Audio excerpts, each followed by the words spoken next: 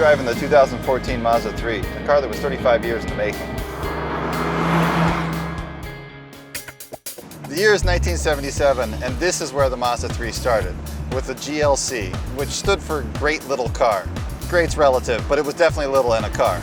You have to remember, in 1977, men got perms and wore polyester pants. The Corvette in 1977 had 180 horsepower. That's less than the new Mazda 3.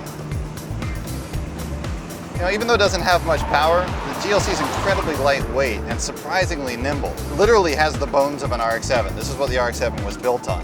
And so you can really kind of feel that as you throw it into a corner. As long as you're going downhill, you can feel the nimbleness and the balance in this car that you really wouldn't expect from looking at it. I think that was the key to why this car was such a huge hit. Besides being fuel efficient, reliable, spacious for its size, and flexible, it was surprisingly fun to drive. By the 80s, of course, the GLC went front-wheel drive. Then a couple years later, we went ahead and changed the name to 323. So Mazda decided they wanted to build a version to compete in European Group A rallying. And to do that, they had to build a homologation car to qualify it as a production car. That's what this is, a 323 GTX. Turbocharged, intercooled 1.6-liter twin-cam engine, four-wheel drive with a lockable center diff for when you get on snow or loose gravel, and a suspension that could handle at least a couple of jumps. It was a really brilliant car, about 15 years ahead of its time. By the late 90s, we changed the name again. This time we're calling it the Protege. And the Protege was really built on the same fundamental architecture and philosophy as the 323 had been. Independent struts all around, a nice rigid chassis, and a really surprisingly nimble handling balance. The team at Mazda North America saw the potential in the Protege and decided to build this special model, the Mazda Speed Protege. When it came out, Sport Compact Car called this the best handling front drive car they'd ever driven. You know who wrote that? I wrote that, and then I went to work for Mazda.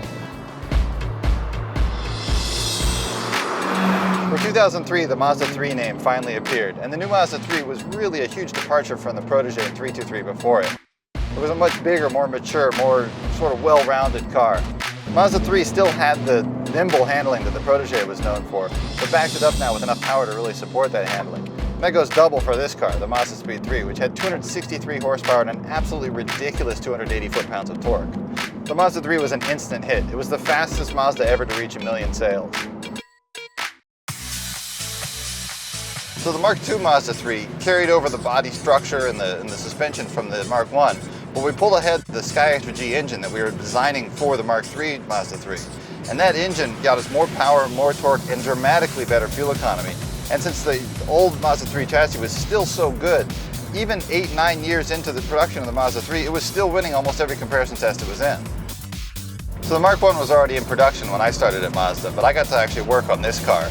I got to spend a lot of time on twisty mountain roads like this, dialing in the handling, getting the steering feel right, really making sure the car was fun to drive. I was really proud of the way this car turned out, but it's nothing compared to the new one.